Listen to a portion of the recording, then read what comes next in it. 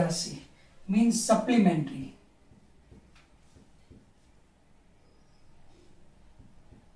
Supplementary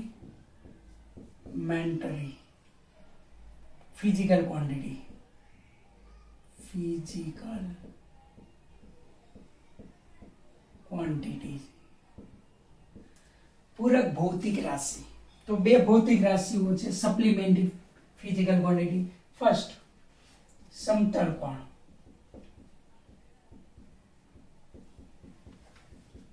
समतल कोण कोने कहेवामां आवे छे? तो આપણે 9th 10th ની અંદર જે એંગલ મેઝરમેન્ટ કર્યા એને સમતલ કોણ કહેવામાં આવે છે।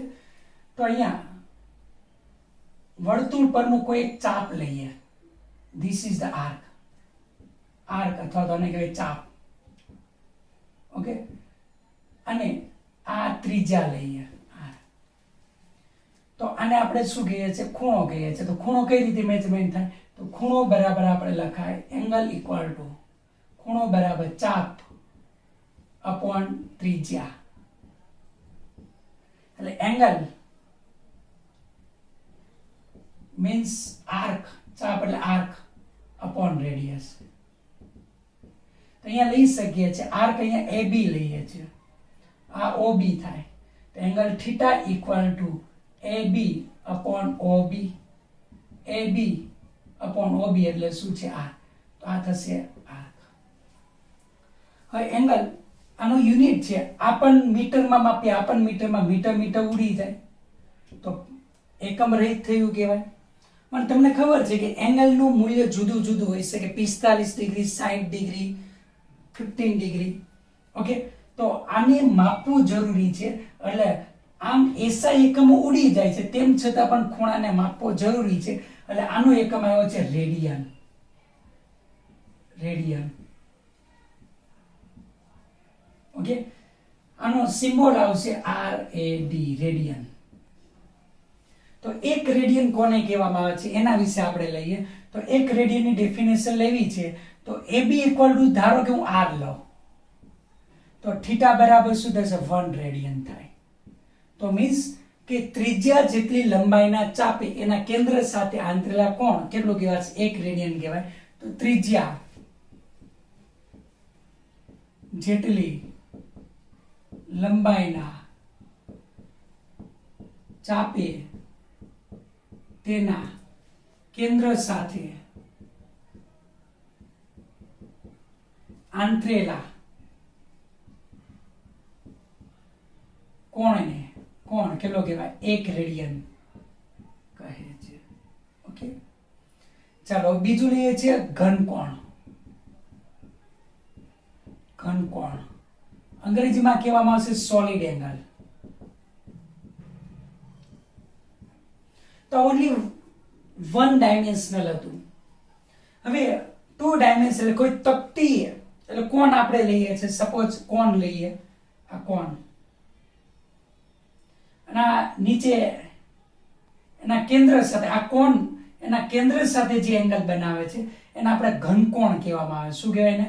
ઘનકોણ। એને દર્શાવે છે d ઓમેગા અથવા ઓમેગા વડે, અથવા લઈ શકીએ છીએ તરબૂચ લો, તરબૂચનો આ એક કટકો તમે લો ભાગે, અને આ ભાગે આ કેન્દ્ર સાથે જે આંતરેલો જે એંગલ આપણને મળશે આ એંગલ, તો એને આપણે શું કહેવામાં આવે છે? ઘનકોણ તરીકે ઓળખીએ છીએ। d ઓમેગા અથવા ઓમેગા વડે દર્શાવવામાં આવે છે, ઓકે।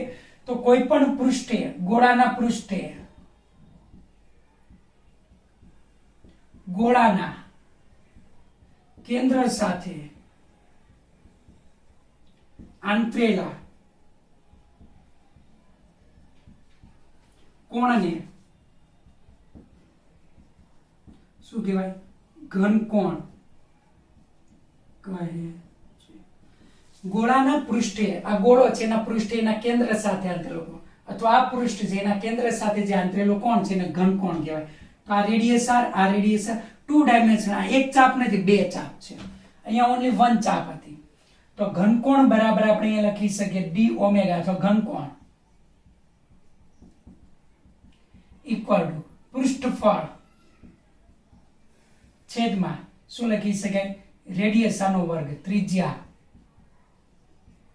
આનો વર્ગ, અહીંયા લખી શકાય ઘનકોણ ડી ઓમેગા, પૃષ્ઠફળ લો તો ડેલ્ટા એ અપોન શું લખાય આર સ્ક્વેર.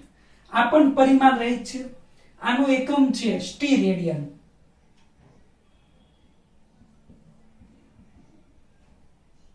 સ્ટી રેડિયન એની સંજ્ઞા છે એસઆર. તો આ બે પૂરક ભૌતિક રાશિ છે, પૂરક એકમો છે. ખૂબ જ અગત્યનું છે, યાદ રાખવાનું છે. કોઈ એક લાઈન એના કેન્દ્ર સાથે અંતરેલો ખૂણો એટલે સમતલ કોણ કહેવાશે, અને આ કે સમતલ એના કેન્દ્ર સાથે અંતરેલો ખૂણો છે એને આપણે ઘનકોણ કહેવામાં આવે છે. આનો ઉપયોગ છે 12th ની અંદર આપણે કરવાના છે, અને આનો ઉપયોગ 9th 10th ની અંદર ઓલરેડી આપણે કરી ચૂકેલા છીએ. આ બધું આપણે યાદ રાખવાનું છે. એક્સરસાઇઝ 1 એમાં પહેલું છે સ્ટેટ ટ્રુ ઓર ફોલ્સ, કે સાચું અને ખોટું જણાવો. ફર્સ્ટ તમને અહીંયાની અંદર આપેલું છે radian is the unit of plane angle and it is a supplementary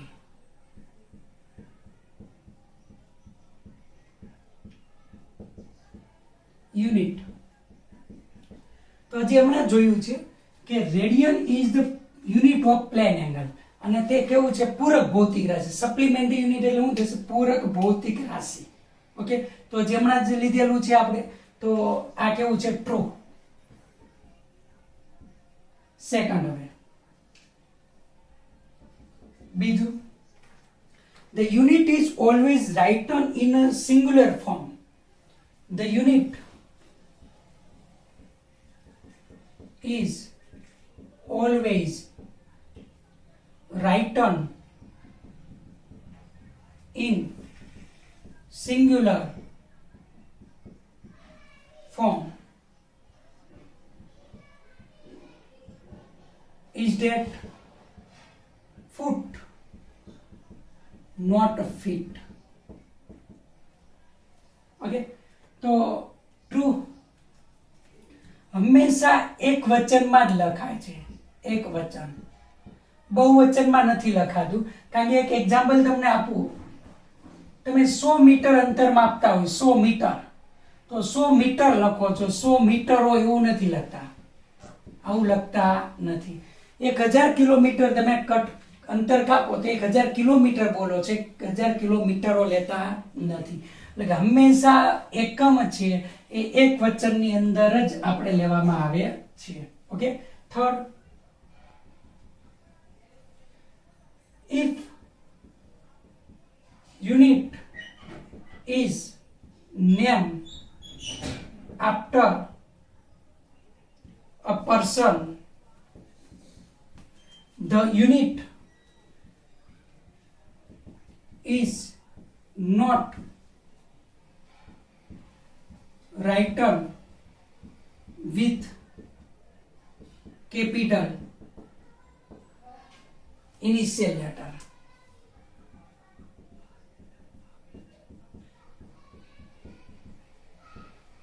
Okay, જો એકમ છે વૈજ્ઞાનિકના નામ પરથી આવતો હોય, એકમ વૈજ્ઞાનિકના નામ પરથી આવે, તો તમારે વૈજ્ઞાનિકનું આખું નામ લખવું હોય તો તમારે અહીંયા કેપિટલ લેટર છે, પહેલો અક્ષર કેપિટલ લેટરમાં લખવાનો નથી, માત્ર શામાં લખવાનું છે સ્મોલ લેટરમાં. તો આ પણ કેવું છે સાચું છે, ટ્રુ. દાખલા તરીકે બળ છે, બળનો એકમ છે ન્યૂટન, અથવા જો એને લખવું હોય વૈજ્ઞાનિકના નામ ઉપરથી છે, અથવા ખાલી લખવું હોય તો બળનો એકમ n વડે દર્શાવાશે. બીજું છે કાર્યનો એકમ છે, કાર્ય, એનો એકમ છે જૂલ. તો એને કાં તો જે વડે દર્શાવે કાં તો જૂલ વડે આપણે દર્શાવવામાં આવે છે. ત્યાર પછી fourth, the unit of solid angle is striradian. striradian. and it is a supplementary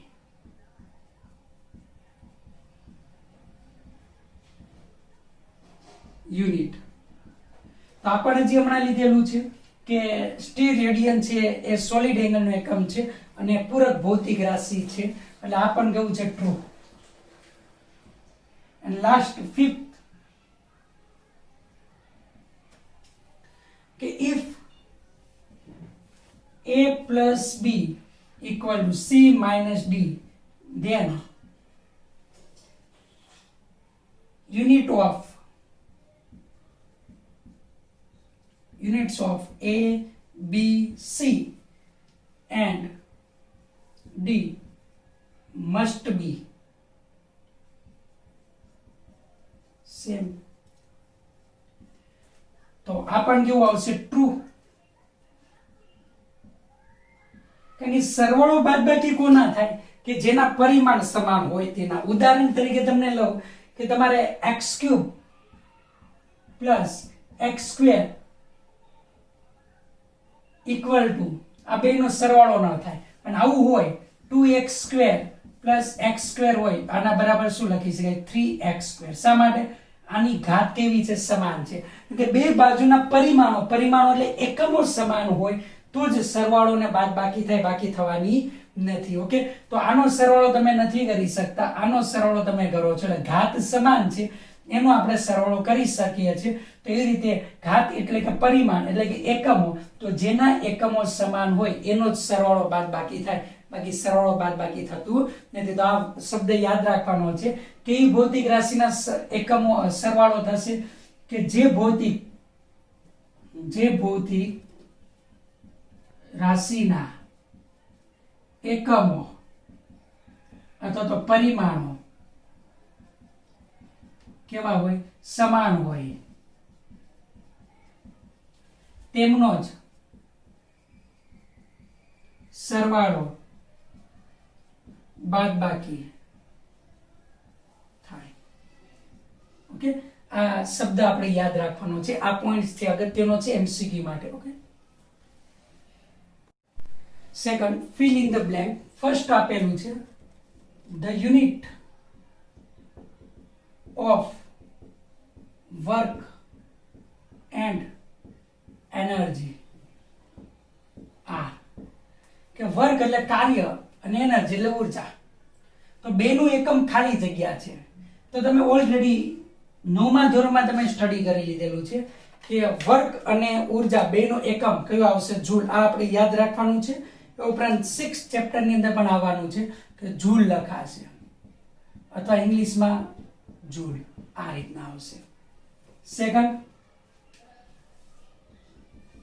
the unit of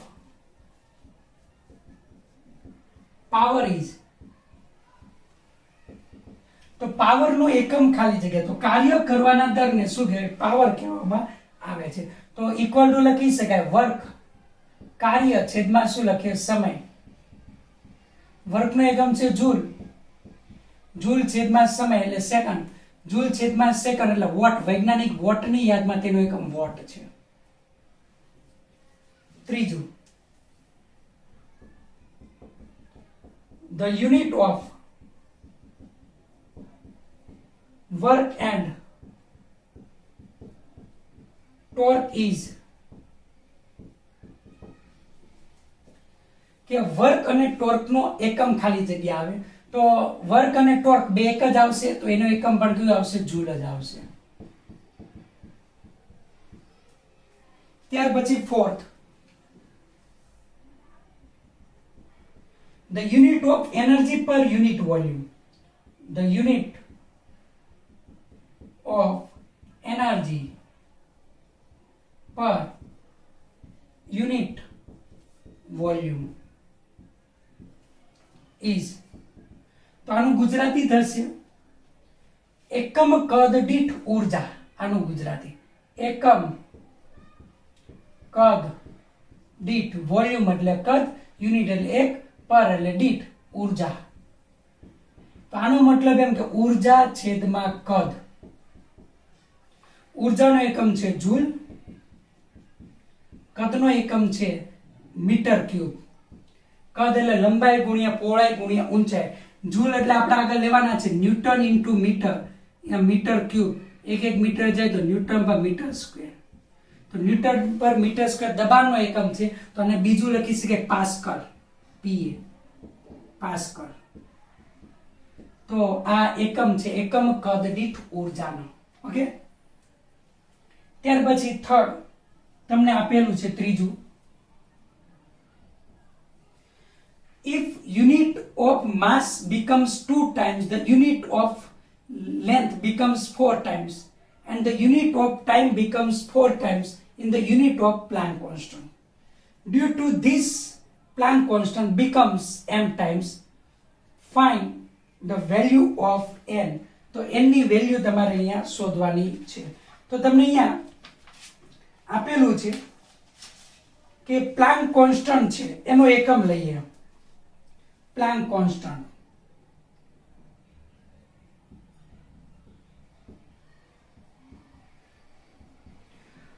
Planck constant. Okay, equal to આપણે અહીંયા લખી શકીએ છીએ કે યુનિટ ઓફ માસ, એટલે તમારે છે આનો એકમ જૂલ ઇન્ટુ સેકન્ડ. યાદ રાખવાનો છે, આગળ આવવાનો છે. પ્લાન્ક કોન્સ્ટન્ટ નો એકમ છે joule into second. Planck constant એટલે કિલોગ્રામ મીટર સ્ક્વેર પર સેકન્ડ સ્ક્વેર ઇન્ટુ આ સેકન્ડ. એક સેકન્ડ જશે તો અહીંયા આપણી પાસે આવશે પ્લાન્ક કોન્સ્ટન્ટ એટલે h વડે દર્શાવીશું, કિલોગ્રામ મીટર સ્ક્વેર પર સેકન્ડ. આ છે એ પ્લાન્ક કોન્સ્ટન્ટ નો એકમ થશે. ઓકે, ચાલો, તો આનો મતલબ લખી શકાય યુનિટ ઓફ માસ, કિલોગ્રામ એટલે યુનિટ ઓફ માસ, મીટર એટલે યુનિટ ઓફ લેન્થ, આનો શું છે વર્ગ છે, divide by unit of time. Okay, તમને અહીં આપેલું છે યુનિટ ઓફ માસ કેટલું 2 ગણું આપેલું 2 ટાઈમ્સ, યુનિટ ઓફ લેન્થ 4 ગણું આપેલું છે 4 ટાઈમ્સ, અને યુનિટ ઓફ ટાઈમ તમને આપેલું છે ઓલસો 4 ટાઈમ્સ આપેલું રકમની અંદર. તો હવે કેલ્ક્યુલેશન કરો, 4 4 કેન્સલ, કેટલું આવી ગયું 8 આવી ગયું. તો અહીંયા તમે લખી શકો છો કે n equal to 8. n equal to શું આપણે આવશે 8 આવશે. ફરી પાછું h નો એકમ આપણે અહીંયા લીધો કે પ્લાન્ક કોન્સ્ટન્ટ છે h, એનો એકમ છે જૂલ ઇન્ટુ સેકન્ડ. તો જૂલ ઇન્ટુ સેકન્ડ, જૂલ એટલે કિલોગ્રામ મીટર સ્ક્વેર પર સેકન્ડ સ્ક્વેર આવશે. હવે કઈ રીતના આવે છે તમારે જે જોયું ને એટલે જૂલ વિશે લખીએ આપણે. જૂલ એ કાર્યનો એકમ છે, કાર્ય બરાબર બળ ગુણ્યા સ્થાનાંતર આવે. ઓકે, તો બળ ગુણ્યા સ્થાનાંતર, તો કાર્યનો એકમ છે જૂલ, બળનો એકમ છે ન્યૂટન, સ્થાનાંતરનો એકમ મીટર, એટલે ન્યૂટન ઇન્ટુ મીટર લીધું. ન્યૂટન બરાબર કિલોગ્રામ મીટર પર સેકન્ડ સ્ક્વેર છે ગુણ્યા મીટર, એટલે કિલોગ્રામ મીટર સ્ક્વેર પર સેકન્ડ સ્ક્વેર થાય. કિલોગ્રામ મીટર પર સેકન્ડ સ્ક્વેર ન્યૂટન નું કઈ રીતે આવે, તો બળ બરાબર બીજો નિયમ છે દળ ગુણ્યા પ્રવેગ, દળ ગુણ્યા પ્રવેગ. તો દળનો એકમ છે કિલોગ્રામ, પ્રવેગનો એકમ છે મીટર પર સેકન્ડ સ્ક્વેર, એટલે ન્યૂટન બરાબર આપણે આવે છે કિલોગ્રામ મીટર પર સેકન્ડ સ્ક્વેર ઇન્ટુ મીટર. તો જૂલ બરાબર કિલોગ્રામ મીટર સ્ક્વેર પર સેકન્ડ સ્ક્વેર થશે. જૂલ બરાબર કિલોગ્રામ મીટર સ્ક્વેર પર સેકન્ડ સ્ક્વેર ઇન્ટુ સેકન્ડ. તો આ યાદ રાખવાનું છે. ઓલરેડી કેમિસ્ટ્રીમાં પણ તમારે આવી ચૂકેલું છે અને આપણે પણ આવવાનું છે, પણ અત્યારે યાદ રાખીશું. પ્લાન્ક કોન્સ્ટન્ટ નો એકમ જૂલ ઇન્ટુ સેકન્ડ. જૂલ એટલે કિલોગ્રામ મીટર સ્ક્વેર પર સેકન્ડ સ્ક્વેર, એક સેકન્ડ જશે તો કિલોગ્રામ મીટર સ્ક્વેર પર સેકન્ડ. કિલોગ્રામ એટલે યુનિટ ઓફ માસ, મીટર એટલે યુનિટ ઓફ લેન્થ, એનો સ્ક્વેર છે એટલે વર્ગ લીધો, s એટલે યુનિટ ઓફ ટાઈમ. તો તમને કેટલું આપેલું છે યાર, યુનિટ ઓફ માસ કેટલું છે 2 ગણું છે, યુનિટ ઓફ લેન્થ 4 ગણું છે એનો વર્ગ, અને યુનિટ ઓફ ટાઈમ કેટલું છે 4 ગણું છે. એક 4 જશે એટલે કેટલું આવશે 8. અને છેલ્લે આપેલું છે કે આ લેવામાં આવે તો પ્લાન્ક કોન્સ્ટન્ટ કેટલા ગણો થાય છે, n ગણો થાય. તો n બરાબર કેટલું આવે છે આપણને 8 આપણને મળે છે. ઓકે.